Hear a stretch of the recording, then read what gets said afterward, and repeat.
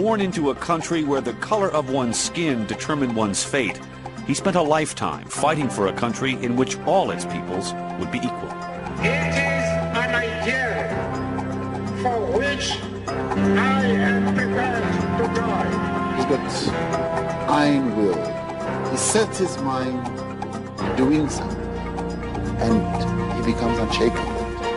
For 27 years, he continued his fight from behind prison walls. He steeled himself. He separated his own personal anguish from what he knew he had to do to survive. 3 decades behind bars might have left him a defeated and forgotten man. Instead, he emerged from prison to lead his country to a new beginning. Mandela is a leader, he's a fighter, was a freedom fighter. Sometimes he goes where angels may fear to tread. That's Mandela. Now is the time. Vote Mandela for president. As South Africa's first democratically elected president, he set out to deliver the basics: homes, water and electricity, along with justice and reconciliation. Later, the one-time political prisoner found himself an international political icon, while also finding a new wife and a measure of well-deserved happiness in his personal life. Throughout our lifetime, we have fought against white domination and have fought against black domination.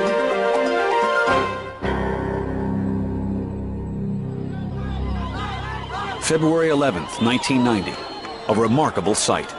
After 27 years behind bars, Nelson Mandela emerges from prison, a free man. He had dedicated his life to the struggle to end the domination of one race by another, and his release promised an entirely new chapter in South Africa's history. It had been a long journey to this moment, a journey that had begun in a remote corner of this beautiful land.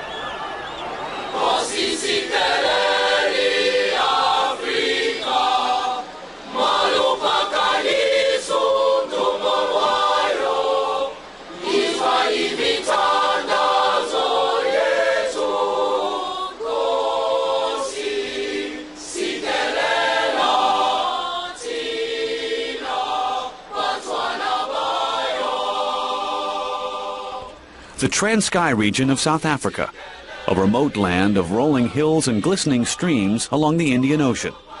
Here, on July 18, 1918, Nelson Mandela was born into African royalty. His father, a tribal chief, named his son Roli Shasha, which means troublemaker. The world of the young boy was a completely African one, unchanged for hundreds of years. He was raised in a world apart. It was basically an African world. He didn't grow up amidst whites and have the feeling of inferiority that a lot of Africans do, because his whole world was the world of his mother and father, this world of his village. It was a ritualistic society. Families mattered. He was a herd boy. He went out and herded cattle in the morning. He drank milk from the cow's udders. It was the most simple kind of existence you can imagine. His father was wealthy by local standards. He had enough cattle to pay for 4 wives, who bore him 13 children. His third wife, Roli Shasha's mother, lived in a neighboring village, and there the young boy spent his early childhood.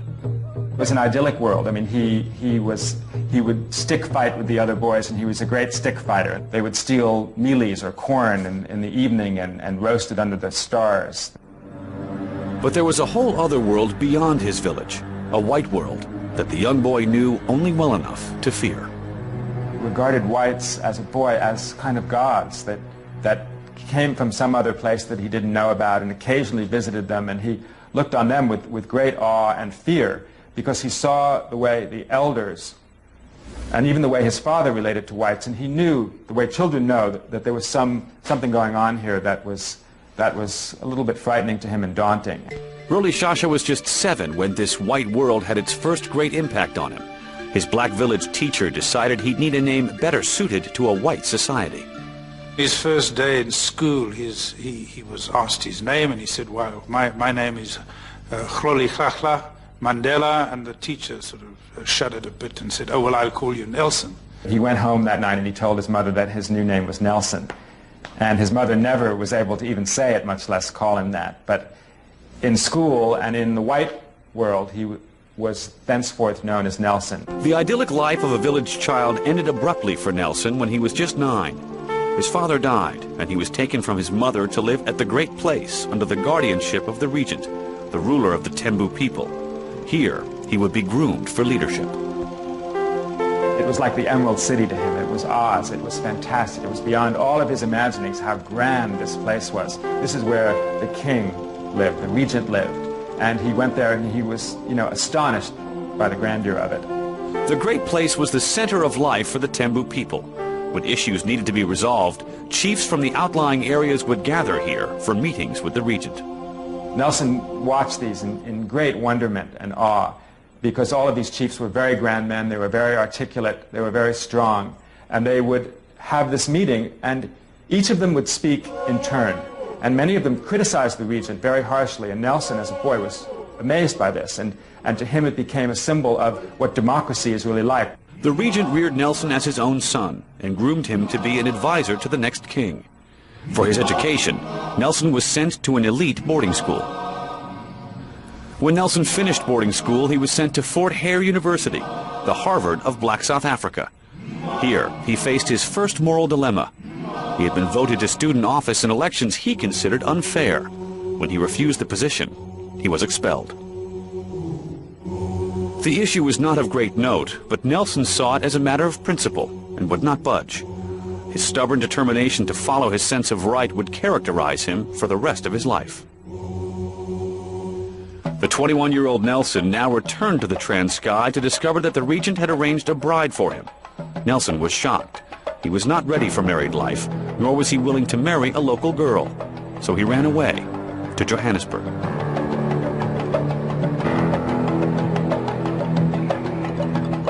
Johannesburg in 1941 opened his eyes to the real South Africa. Here was a world of injustice, driven by the separation of the races. It was a world he'd never before had to face. I certainly think that his removal and relative protection from the main weight of white racism would have saved him from the crushing impact that so many, the psychological impact that so many black South Africans did suffer. South Africa in 1941 was not just a country of Africans ruled by whites. It was a country in which Africans were forced to face their diminished status every day of their lives, from morning till night. Separation from whites, that's what defined absolutely an African's life. From the hospital he was born in, to the bus that took him home, to the school he attended. When he reached adulthood, his job was an African's only job. His home, an African's only home. He could be stopped anytime, anywhere, and forced to show his passbook, documents which listed the areas he could enter.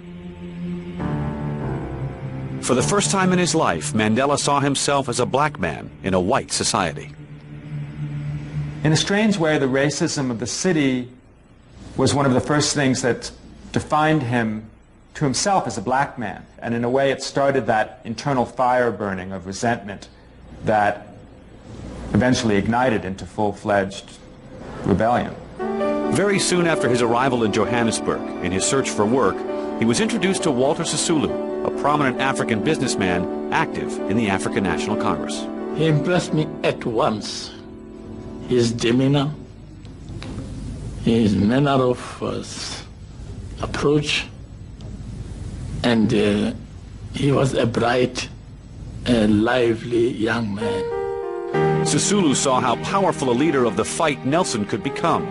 At this time, the African National Congress was a group made up of activists fighting to end racial injustice through the most moderate means: boycotts, letters, and petitions. For Sisulu, being presented with a man as educated and as regal as Nelson was a dream come true. With Sisulu's help, Mandela started working as a clerk in a law firm during the day and continued his legal studies at night. Walter started taking him to meetings, and just as he had done as a young boy, he would observe, he would listen to the speeches, and he would see the gamut of opinion, and he started to get politicized. My approach was that I have got the right type of a man. If I can help, I want to develop him as much as I could. He came along very slow in the organization. He was still shy. He was still reluctant to speak in public. He was still awkward and self-conscious about his English, which he didn't think was very good. So he didn't speak very much in the early days. It was during this time that Nelson fell in love with Walter Sisulu's cousin Evelyn, and within a few months they were married. It was 1944, near the end of World War II, and a new era was dawning in resistance politics in South Africa. Black South Africans were working in factories in support of this war, being fought in the name of freedom and democracy, which they were denied. It was in the spirit of these ideals that Nelson and the other younger, more militant members of the ANC formed a youth league within the organization to force a more radical approach. In the black community, it was still a case of yes, master, no, master, and I think that kind of attitude pervaded the general membership of the ANC, and this was what Mandela was challenging and changing with the militancy that he and Sisulu and others brought into the through the Youth League. The young law clerk who'd hesitated to speak at meetings was shy no longer. He and the others in the Youth League would soon take the ANC in a new direction that would redefine forever the struggle for freedom in South Africa. 1946. Nelson Mandela was 28 years old and beginning to settle into a relatively comfortable life in Johannesburg.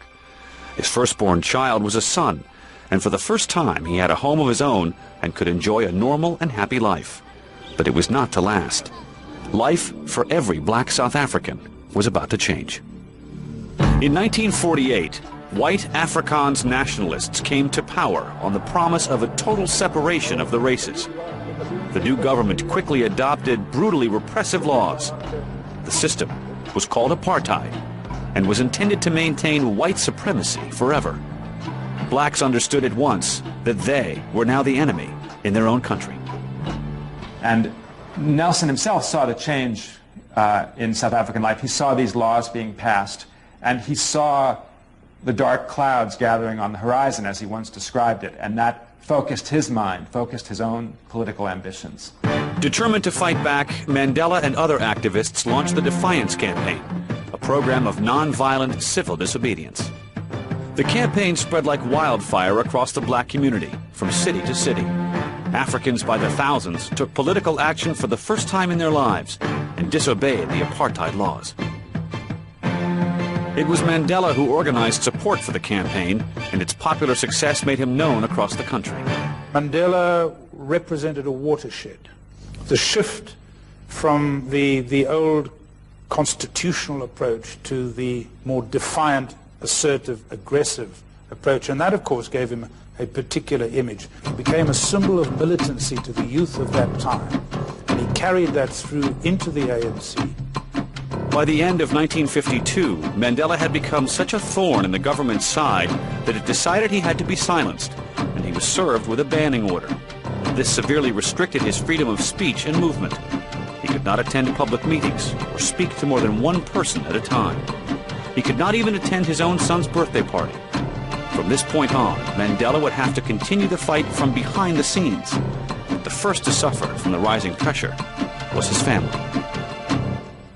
He tells the story of how on those rare nights that he was home to tuck his children into bed, his son might say, "Daddy, why aren't you home more? Why aren't you tucking us in every night?" And he would have to say these terrible, horrible words, as he described it, which is that there are hundreds of thousands, millions of other children in the world, and I have to be concerned about them as well. Mandela was fighting apartheid not just politically, but professionally. He and his friend Oliver Tambo opened the only black law firm in South Africa. This was the mecca for every black person in South Africa who had any legal problems. There was just this one law firm, and people looked up to Mandela and Tambo. And to get into his office every day, he had to walk over dozens of people who were just waiting in the hallways to see him. Oh, he was the best-dressed young man among all of us. He walked tall, and he cross-examined with the witnesses with great confidence. This upset some of the magistrates that he appeared before. But Mandela faced as much racism in the courtroom as he did on the streets of Johannesburg. He had white witnesses for cross-examination who refused or tried to refuse to answer questions from a black man who'd never been asked a question by a black man, never had been in an adversarial relationship with a black man, where a black man actually had some authority over them. That was revolutionary in those days. Meanwhile, the government continued to ruthlessly impose apartheid and crush any opposition.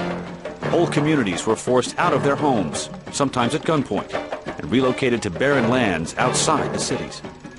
But as the repression increased, so did Mandela's will.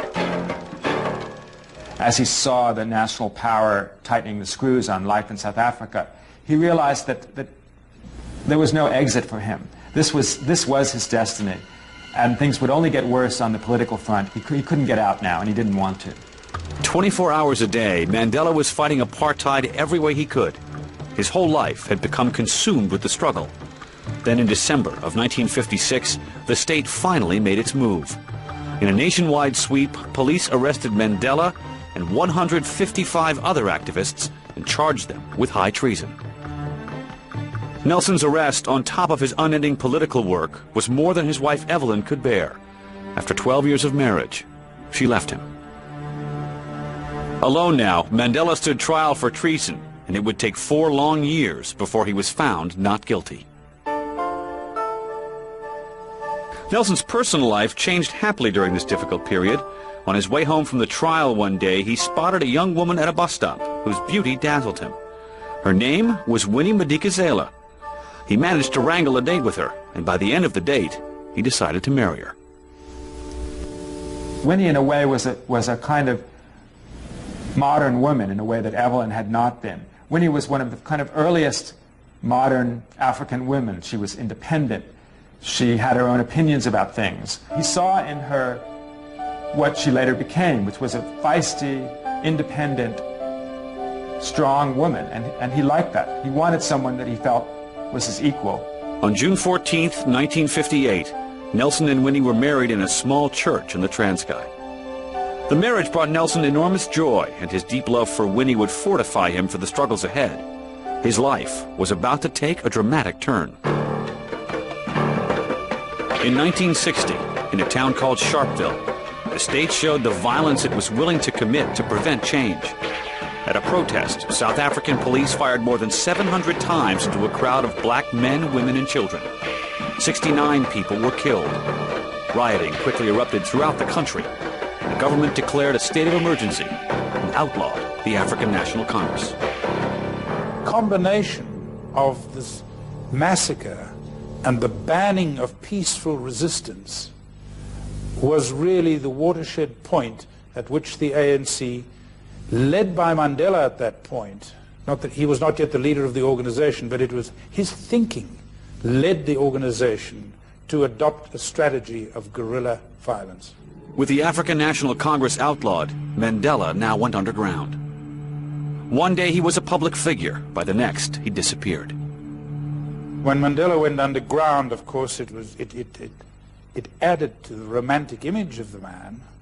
He became very much the idol and the glamorous figure, the heroic figure to the young black South Africans particularly. I mean, they were electrified by his name from that point onwards. While in hiding, he formed the armed wing of the ANC, Mkhonto iSizwe, or Spear of the Nation, which began to carry out strategic acts of sabotage. For Nelson Mandela, becoming a secret commander meant a life on the run, where his every move had to be carefully planned. Everything had to be thought out in advance, where he was going to stay that night, how he was going to get from point A to point B. He became a military tactician just in the way he had to live his life, because he had to plan it out like an elaborate campaign every day.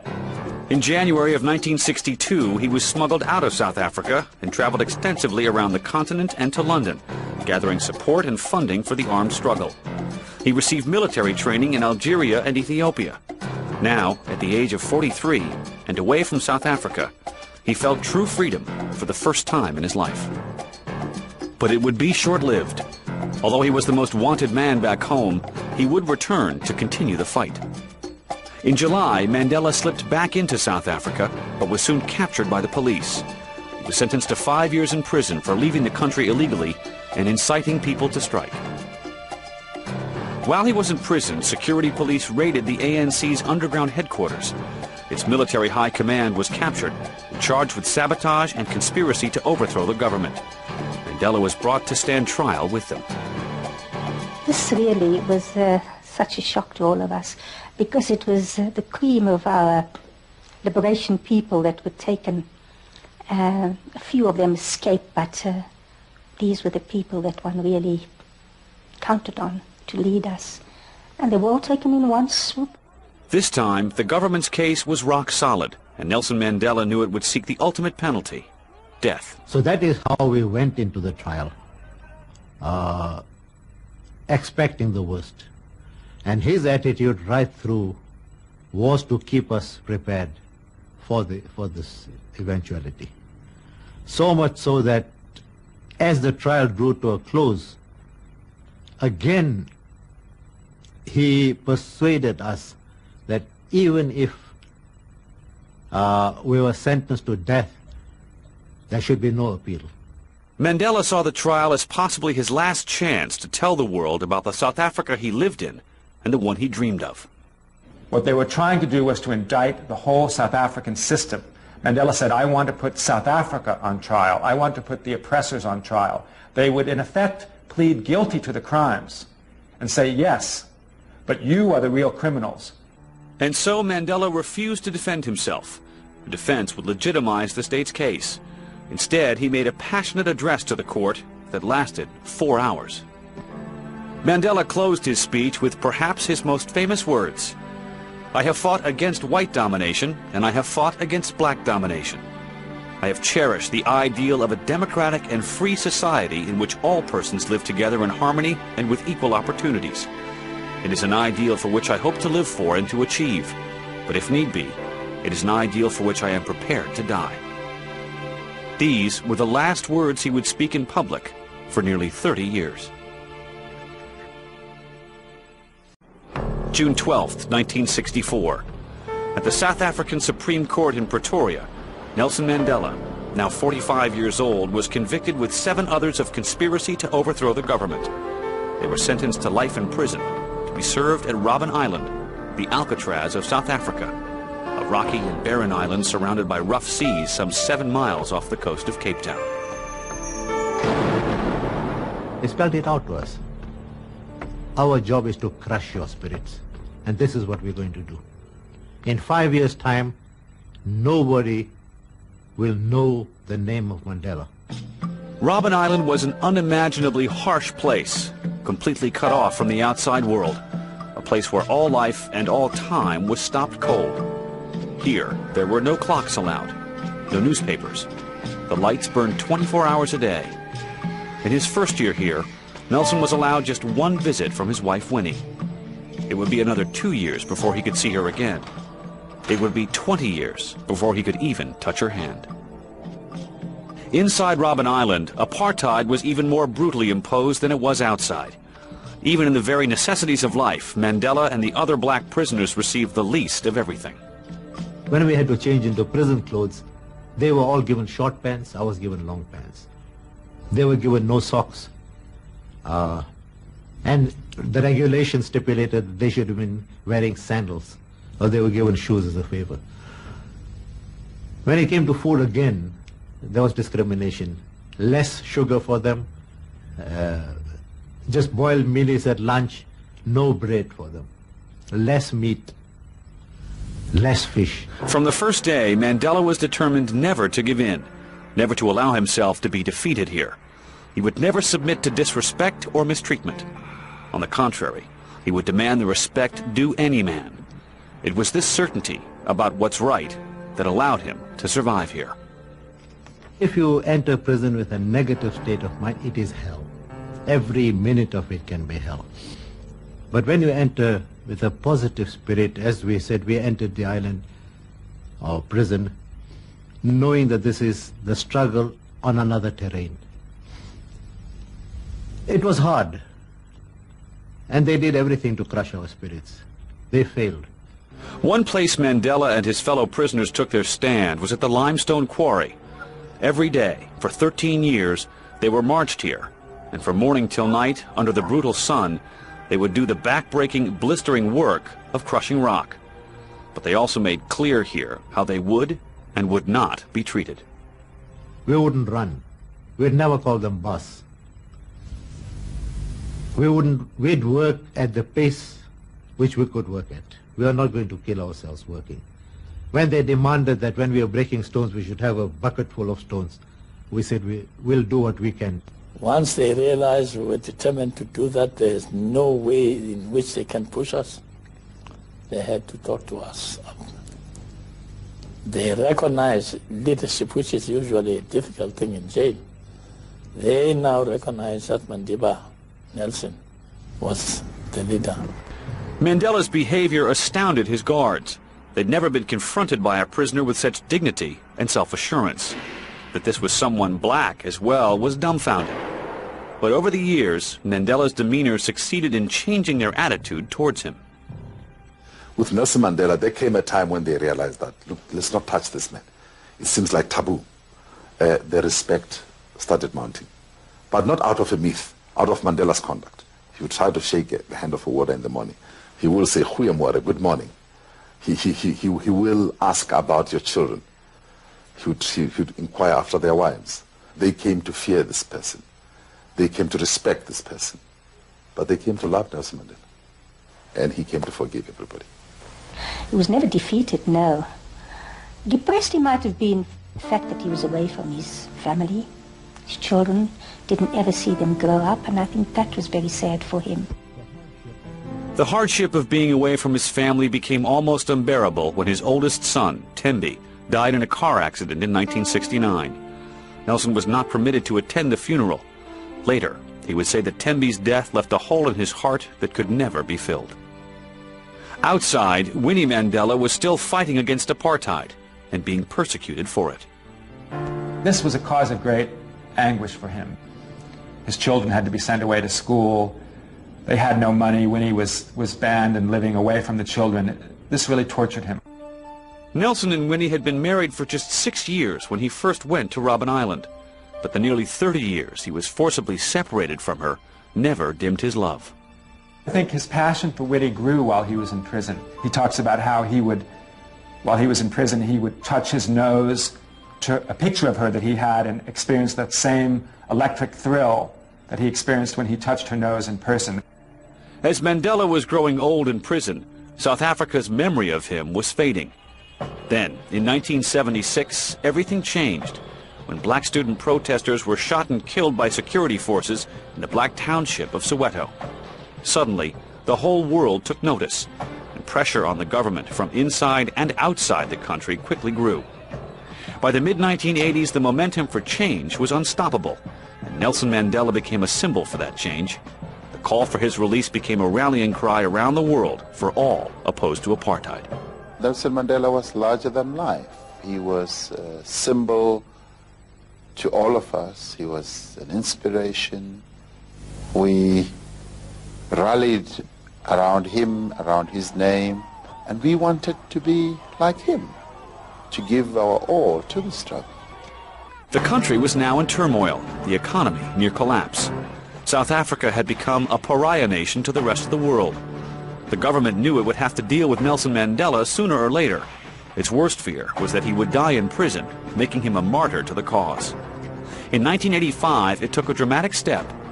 The government would release Nelson Mandela if he would renounce violence, but he rejected the offer categorically.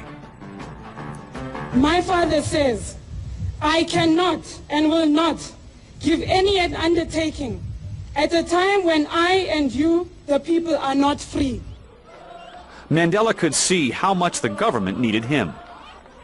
Mandela saw the climate changing.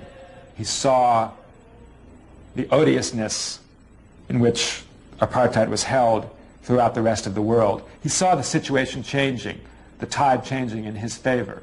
He also saw some softening on the part of the government looking for a way out of this mess. In 1985, Mandela initiated secret meetings with the government that would go on for 5 years. Meetings that would set the stage for the inevitable end of all-white rule. Slowly, the government began to prepare Mandela for his eventual release. We now know that at that time, Mandela was actually being taken around the country, quietly being prepared for his release, but he'd been lost from view for a whole generation. Nobody knew what he looked like. He turned up on beaches, he walked into shops, nobody recognized him. I mean, it really is a most extraordinary situation. Everybody around the world knew his name, but he could walk the streets of Cape Town and go unrecognized. In September of 1989, with the election of the pragmatic F.W. de Klerk as president, events began to move faster than anyone expected. Within a month, Walter Sisulu and the others imprisoned for treason were released. Within 2 months, the government began to rescind apartheid laws. By the start of February 1990, the outlawed ANC was declared legal. And then, on the 10th of that month, came electrifying news. I am now in a position to announce that Mr. Nelson Mandela will be released at the Victor Verster prison on Sunday, the 11th of February, at about 3 p.m.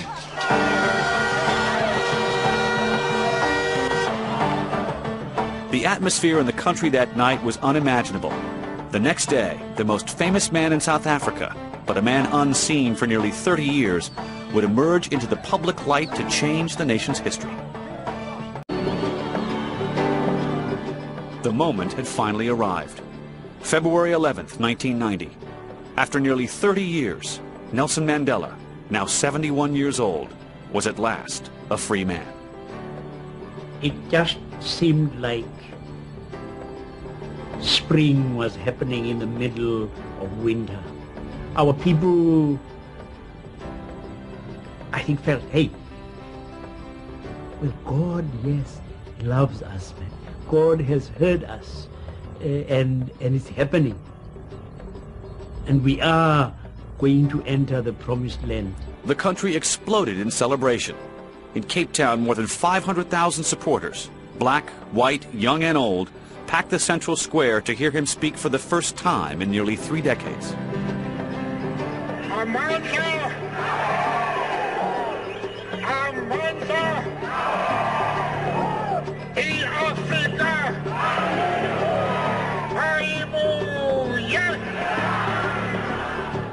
To hear this man who'd been kept away from us for all these years was the most amazing of emotions that many of us felt. For many people, it was a dream come true. I was completely overwhelmed by the enthusiasm. It's something I did not expect. And I would be merely rationalizing if I told you that I am able to describe my own feelings. It was breathtaking. The change in Nelson Mandela's life was hard to comprehend. He'd spent the better part of 30 years in the bowels of a South African prison. Now he was a star, at the center of the world's attention. Perhaps because he'd never doubted this moment would one day arrive, he handled it all with remarkable dignity. Mandela understood how much South Africa was counting on him. The country had very nearly spiraled off into civil war. The government saw him as the best chance to restore peace and stability. Black South Africans saw him as their best hope for equality. He stood for all of what we were looking for. His release would indicate that, hey, we are crossing the Jordan. But for Mandela, that release meant just one thing: the chance to carry on his lifelong fight for a South Africa where one man meant one vote and no man controlled another. Just 3 months after his release, Mandela was chosen to lead the African National Congress in an historic first official meeting with the government. After 3 days, the two sides committed themselves to peaceful change. Witnesses might never have suspected how bitter these enemies had been. I think he realized early on that in order to create a unified, non-racial South Africa, it had to be done in a way that was totally devoid of bitterness. He couldn't be seen to be bitter. He had to be bigger than it all. As he now traveled the globe, he was honored as a world leader and hailed as a hero. But back home, Mandela and the government got down to 3 very tough years of negotiations, and he proved to be a master politician. Without ever conceding on basic principles, Mandela also knew exactly when to compromise. He is also someone who, as an astute politician, tries to make sure that you give space to the other person. Give the other person the opportunity of being able to save face. Don't rub his nose in the dust. Don't kick him when they're down. But however great his negotiating skills, he could not save his unraveling relationship with his wife. As Winnie had become more autocratic and radical over the years, her public image had deteriorated. Now she was linked to the kidnapping and assault of a young boy, which ended in his death. Criminal charges were lodged against her. She was convicted of the kidnapping, but received a suspended sentence and a fine. Throughout the ordeal, Mandela stood by her, but then new scandals unfolded, including an affair with her young lawyer and allegations of financial misdealings. He's a man of tremendous, tremendous loyalty, and he felt that Winnie had stuck by him for 27 years while he was in prison after just a few years of marriage, and he was going to stick by her come hell or high water. But at the same time, he felt angered and betrayed by her. The one person that he could be a private man with suddenly was no longer loyal to him. Despite his profound feelings for Winnie, Mandela was left with no choice. He announced that he would leave her. For so long and deep a love to end this way was devastating. I part from my wife with no recriminations. I embraced her with all the love and affection I have nursed for her, inside and outside prison. Ladies and gentlemen, I hope you'll appreciate the pain I have gone through. But however acute his pain over Winnie, he was achieving remarkable gains on the political stage. South Africa's first free elections were set for April of 1994. For the first time in more than 300 years since the nation was born, black South Africans would have the power to choose their rulers. Mandela had been fighting the official racism of South Africa nearly his whole life, and he won from the government far more than anyone had ever expected it to concede. He's got iron will, if you want to know what makes him tick. He sets his mind on doing something, and he becomes unshakable.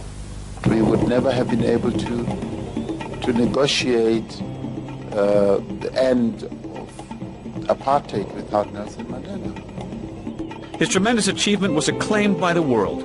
In December of 1993, he won the Nobel Peace Prize, together with South African President F.W. de Klerk. But there was no time to bask in the glory. Nelson Mandela was now the ANC's candidate for president, and at the age of 75, he would lead his party in its first election campaign. One Mandela! One president! His energy seemed boundless as he crisscrossed the country. To many, he appeared to be a man half his age.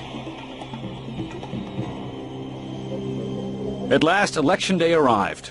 On April 27, 1994, millions of black South Africans cast their ballots. In some areas, voters stood in line in the hot sun for up to 3 days to exercise this extraordinary new right.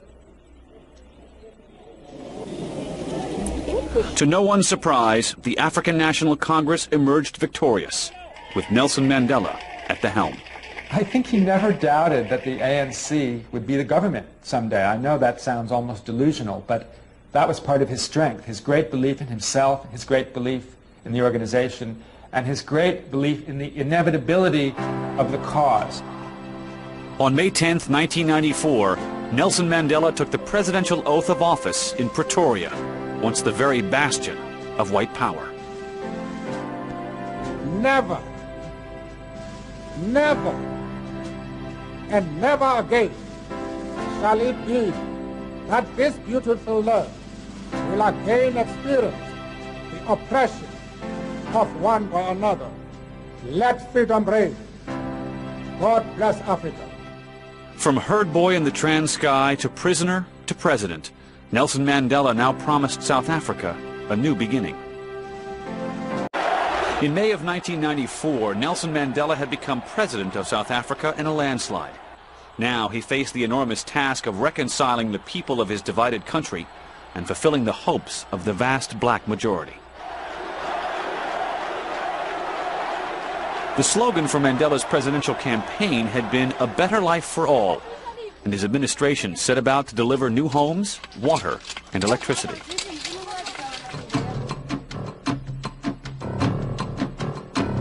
Progress was made, but it barely dented the pervasive poverty that remains the legacy of apartheid. 5 years of Mandela could not erase 300 years of oppression. The political deal with the old order that brought Nelson Mandela to power kept the white business community in effective control of the country's resources. Many critics argued there had only been an elite transition, with black faces now in many positions once reserved for whites, but no fundamental transformation. The Mandela presidency was moderate in its economic program, but few had imagined that the new South Africa could achieve as much as it did in such a short period of time. Mandela is a leader, he's a fighter, was a freedom fighter, and he's a person that can take very, very difficult decisions. Sometimes he goes where angels may fear to tread. That's Mandela. Memories of the old South Africa were not forgotten in this new age. Together with Bishop Desmond Tutu, the Mandela government formed a Peace and Reconciliation Commission to investigate those who committed crimes in the apartheid era, and more importantly, to honor its victims. I just think, that we are an incredibly blessed country. And of course, people now realize it. People who used to vilify him as a terrorist and so forth, everyone is eating out of his hand now. Everyone. The demands of the presidency were very hard on Nelson Mandela. He had little time for himself and said he felt more freedom in prison than he did in office. Well, no, the size is still the same. But the rewards were considerable. Mandela moves from kings and prime ministers to a beggar in the streets. Most of the time, his hand is outstretched towards ordinary people, particularly the poor, the disadvantaged, the people who otherwise may never be recognized. He has shaken thousands of hands. And he always says, you don't have to wait for people to stretch their hands. You stretch your hand first. Mr. Nelson Mandela, President of the Republic of South Africa. Once lionized as a political prisoner, he became an icon for human rights globally, speaking out at the United Nations and around the world.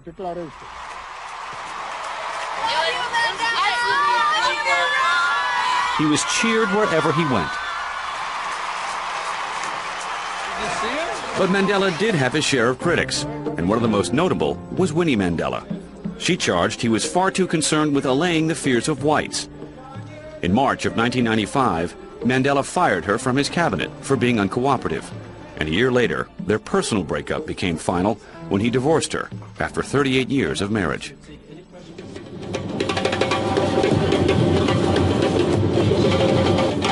As South Africa recreated itself, Nelson Mandela found a new love and new wife in Graça Machel, a leader from Mozambique respected globally as an advocate for children. Mandela's country rallied behind their romance, which gave his personal life a fresh start at the age of 80. He also gave South African politics a fresh start. He supported the candidacy of his deputy president, Thabo Mbeki, a leader of the African National Congress, to succeed him. But when Mbeki took a controversial stand on AIDS, Mandela disagreed and spoke out against the stigma. We need to break this silence. He championed the cause of AIDS orphans, like Nkosi Johnson, who became a symbol of the struggle against HIV, just as Mandela had earlier been the symbol of the freedom struggle. I think Mandela leaves a very, very powerful legacy that is a sort of foundation stone for the new society. It may fade, it may go wrong, but I think that he's certainly given us a great opportunity. This country could have ended in a bloodbath, except for the man who has suffered more than anybody else, stepping out of prison and saying, I have no bitterness. One of the great lessons of Nelson Mandela is a lesson about courage, both physical courage and moral courage. He was frightened. He was frightened many times throughout his life, but he would never show it. He triumphed over his fear by realizing that as a leader he had to show courage. And that is one of the great lessons that Mandela has to teach us. He held this country together when we could have been blown to smithereens. He gave us freedom. Today, South Africa is an unimaginably different place than it was years ago. Then, it seemed a very real possibility that the country might end in bloody self-destruction. That it didn't. That a man imprisoned for his politics for half his life should be the one to bring about peace is one of the more remarkable stories of the 20th century. Throughout our lifetime, we have fought against white domination and have fought against black domination. We intend to remain true to this principle to the end of our days.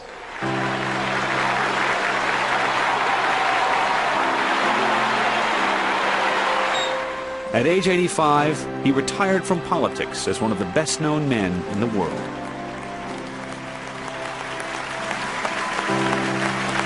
Nelson Mandela had defied his jailers and oppressors. He gave the world gifts that few others could. Hope, love, joy, a new beginning, and truly a better life for all.